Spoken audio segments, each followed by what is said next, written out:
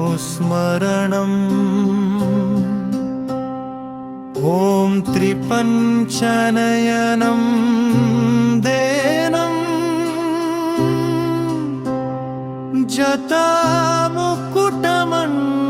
जटामुकुटमण्डितम्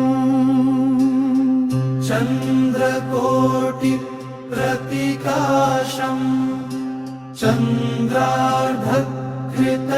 चन्द्रार्धकृतशेखरम्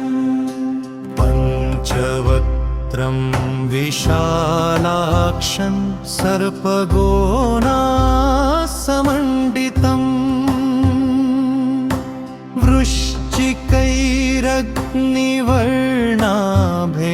वृश्चिकैरग्निवर्णाभेन्हारेण तु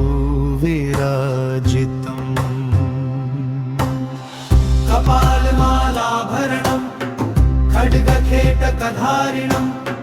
पाशाङ्कुशधरं देवं शरहस्तं पिनाकिनं वरदाभयहस्तं चमुण्डकज्वाङ्गधारिणं वीणाडमरुहस्तं च घण्णहस्तं त्रिशूलिनं वज्रदण्डकृताटोपं परश्वायुधहस्तकम् मुद्गरेण विचित्रेण धृतेन तु विराजितम् वर्तुलेन विराजितं सिंहचर्मपरिधानं गजचर्मोत्तरीयकम् अष्टादशभुजं देवं नीलकण्ठं सुतेजसम् ऊर्ध्ववक्त्रं महेशानि स्फटिकाभं विचिन्तयेत् आपीतं पूर्ववक्त्रं तु नीलोत्पलदलप्रभम्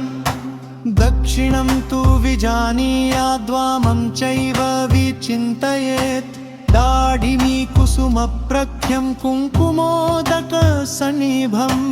चन्द्रार्बुदप्रतीकाशं पश्चिमं तु विचिन्तयेत् स्वच्छन्दभैरवं देवं सर्वकामफलप्रदम् ध्यायेद्वयस्तु युक्तात्मा क्षिप्रं सिद्ध्यति मानवः